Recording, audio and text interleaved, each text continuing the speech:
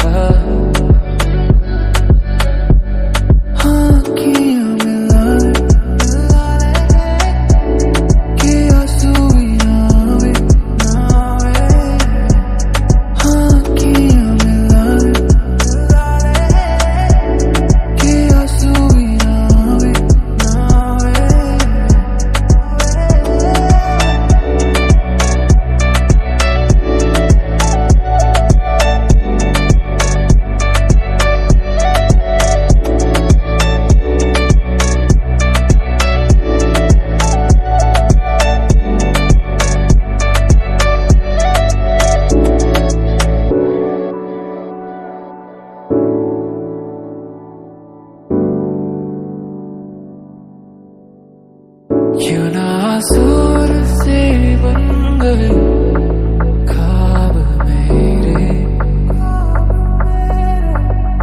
क्यों हर पल में तेरा दिल ये